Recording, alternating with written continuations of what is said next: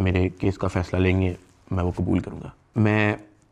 मेरा और मेरी फैमिली का जो 3.5 माह का एक्सपीरियंस है सिर्फ वो बताने आया हूँ। 16 अगस्त 2025 को जब मैं सो के उठता हूँ तो मैं बड़ा एक्साइटेड होता हूँ, क्योंकि हमने अपने दोस्त वगैरह मेहमान बुलाए होते हैं, हमने अपने घर में दावत रखी होती है, मेरे सब दोस्त आते हैं, बड़ा इंजॉय करते हैं, हम खाना शाना खाते हैं, गपशप लगाते हैं, मेहमान चले जाते हैं। उसके बाद मैं और रूब पैकिंग में लग जाते हैं, क्योंकि हमें मलेशियन गवर्नमेंट का एक इवेंट है, उधर से इनवाइट आया होता है कि डकी भाई आप आएँ, हमारे लिए कुछ वीडियोस वगैरह बनाएं। पूरे पाकिस्तान से उन्होंने एक मेल और एक फ़ीमेल को चुना है, जिसके अंदर मेल में उन्होंने मुझे चुना है, बाकी कंट्रीज़ से भी उन्होंने एक मेल एक फ़ीमेल इनवाइट किए हुए थे। और मैं बड़ा एक्साइटेड था कि पूरे पाकिस्तान के अंदर से उन्होंने एक बंदा चूज़ करना है और उन्होंने मुझे चुना। मैं बड़ा ऑनर फील कर रहा। हमने बड़ी जल्दबाजी में पैकिंग की, क्योंकि मेहमान आए होते हैं, हमें टाइम नहीं मिलता, और मुझे नहीं पता था कि जब हम पैकिंग करके अपने घर से निकलेंगे तो मेरी ज़िंदगी का सबसे मुश्किल वक्त शुरू हो जाएगा। मेरे वहमो गुमान में भी नहीं था कि मेरे साथ क्या होने जा रहा है। हम जब पैकिंग करके सामान गाड़ी में रखते हैं, गाड़ी हमारी एयरपोर्ट की तरफ चल पड़ती है। एयरपोर्ट पहुंचते हैं, हम सामान अपना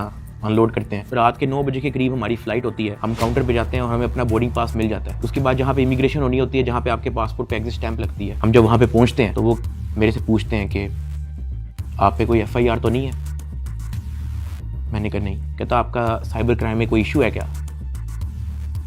मैंने कहा नहीं। कहते आप हमारे साथ आ जाएं। मैं और अरूब एक दूसरे की तरफ देखते हैं कि ये क्या हो गया। हम किसी को ऑन टाइम ज़्यादा इन्फॉर्म ही नहीं कर पाते हैं। मैंने ज़िया को सिर्फ मैसेज कर दिया है कि ये इस तरह से इशू हो गया है, तो शायद हम फ्लाई ना कर पाएँ, तो आप प्लीज़ गाड़ी जो है वो एयरपोर्ट ले आओ और हमें यहाँ से पिक कर लो। हमें लगा कि शायद हमें बस सिर्फ फ्लाई नहीं करने देंगे और हम घर जा सकेंगे। 5-10 मिनट के बाद इमिग्रेशन वाले हमसे हमारे मोबाइल ले लेते हैं, कहते हैं कि इसको एयरप्लेन मोड पर लगा दें, और अरूब की तरफ वो इशारा करते हैं कि अगर आप जाना चाह रही हैं मलेशिया तो आप जा सकती हैं।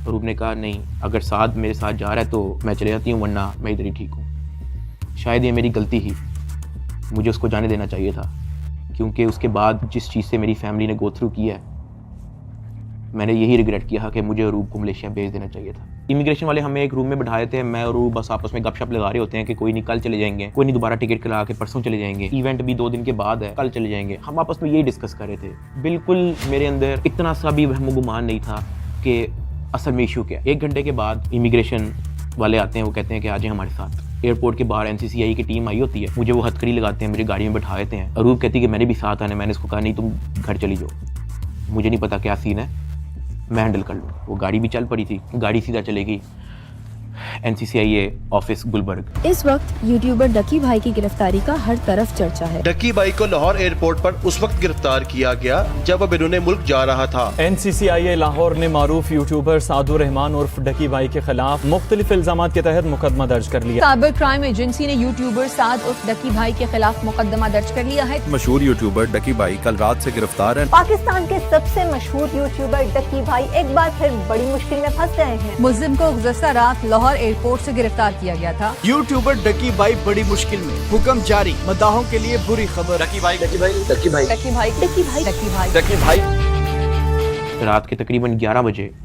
हम NCCI ऑफिस पहुंच जाते हैं। हथकड़ी मुझे लगी हुई थी, मुझे ऊपर एक रूम में लेके गए। जब मैं NCCI के ऑफिस पहुंचता हूं तो वहाँ पे 6-7 ऑफिसर्स बैठे होते हैं। मेरी हथकड़ी वो खोल देते हैं, मुझे कुर्सी पे बैठा देते हैं और मेरी इंटेरोगेशन शुरू हो जाती है। वहाँ पे मेरे से क्वेश्चन करते हैं एप्लीकेशंस के प्रमोशन के बारे में। वहाँ पे मुझे पहली बार आइडिया होता है कि मेरा इस इशू पे मुझे एयरपोर्ट पे रोका गया। खैर मेरे से वो जो सवाल करते गए मैं उनको बताता गया। मेरे पास 3 मोबाइल थे, मैंने तीनों मोबाइल के पासवर्ड उनको दिए। उन्होंने मेरे से मेरे जीमेल अकाउंट के पासवर्ड पूछे, मैंने वो भी उनको ऑन द स्पॉट दिए। उन्होंने मेरे से मेरे लैपटॉप का पासवर्ड पूछा, मैंने उनको ऑन द स्पॉट दिया। ऐसा भी नहीं कि मैंने उनको कोई बहाना लगाया हो कि मैं पासवर्ड भूल गया हूँ, because I had nothing to hide. मैं इदारे के साथ कोऑपरेट करना चाहता हूँ। मैं ये नहीं चाहता कि इदारा ये सोचे कि मैं कुछ छुपा रहा हूँ। मेरा 23 दिन का रिमांड लिया गया। वो सारी इन्वेस्टिगेशन मैंने पहले 23 मिनट के अंदर दे दी थी। कई घंटे गुजर जाते हैं और तमाम ऑफिसर्स मेरी इंक्वायरी लेके चले जाते हैं, सिवाय एक के, जो मेरे इन्वेस्टिगेशन ऑफिसर्स थे, असिस्टेंट डायरेक्टर शुएब रियाज साहब। मेरे IO के अलावा जब तमाम ऑफिसर्स चले जाते हैं तो एक प्राइवेट बंदा बाहर से अंदर आता है। तो IO मुझे कहता है कि तुझे पता है कि तेरे पे FIR होने वाली है।